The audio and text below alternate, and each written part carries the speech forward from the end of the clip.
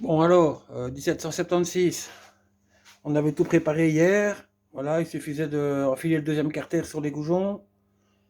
Serrer d'abord deux au milieu, ici. Vérifier que ça tourne. Libre. Ensuite, on serre tout. Voilà. Donc tous les petits boulons de 13, attention, les écroutes, pas oublier. Il y a un petit cochon ici et un petit zebbi là-bas. Faut pas les oublier. Voilà, on fait le tour de tous les boulons.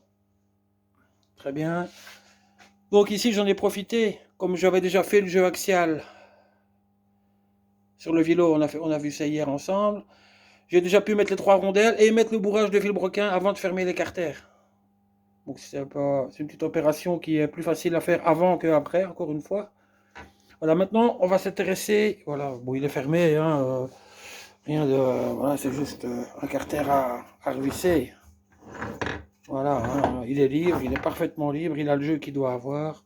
Il est bien, on va s'intéresser un petit peu à la pompe à huile.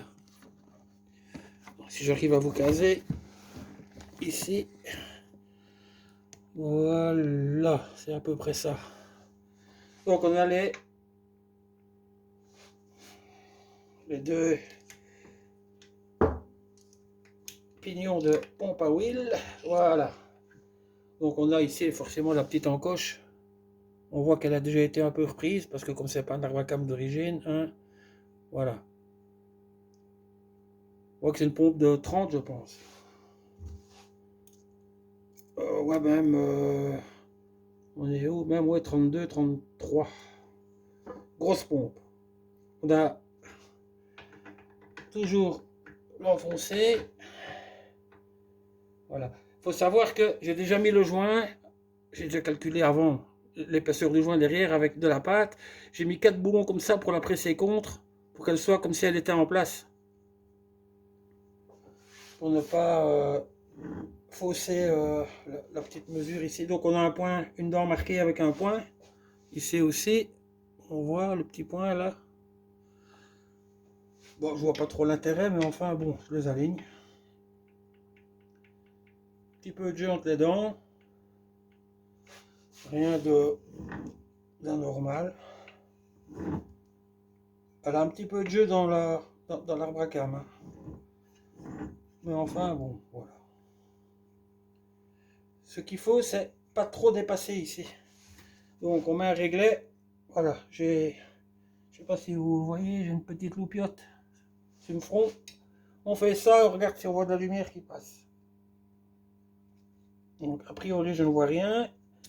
J'ai une cale ici vraiment la plus fine. Elle fait 0,08 8 centièmes. Je la glisse derrière. Là où il y a les...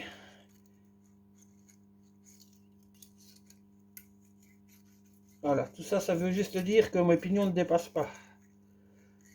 Ils sont à peu près à fleur, mais ils ne dépassent pas.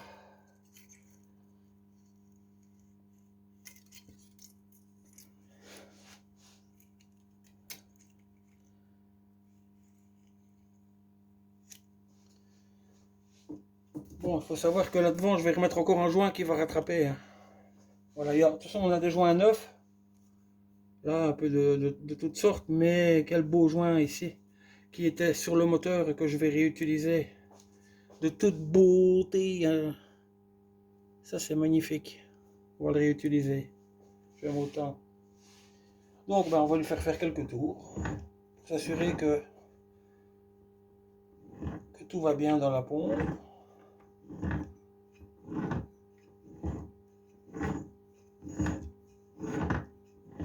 Voilà. Maintenant, au moins, en faisant ça, je suis assuré qu'au remontage, vous avez rigolé, mais c'est déjà arrivé. Une fois le couvercle de pompe remis, le moteur il est bloqué. Donc il faut bien s'assurer de ça avant, hein, qu'on ne dépasse pas ici, qu'on est bien. Parce que voilà, ici ça va, c'est encore, hein, ça va. Mais j'en ai vu qui était creusé beaucoup plus que ça, hein.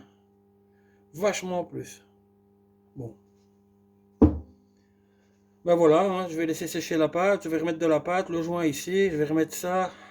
Là, je ne vais pas remettre la cartouche Maintenant, parce qu'après elle va m'emmerder pour quand je vais remettre les cylindres et les goujons, tout ça. Je vais juste refermer la pompe histoire que tout ça sèche.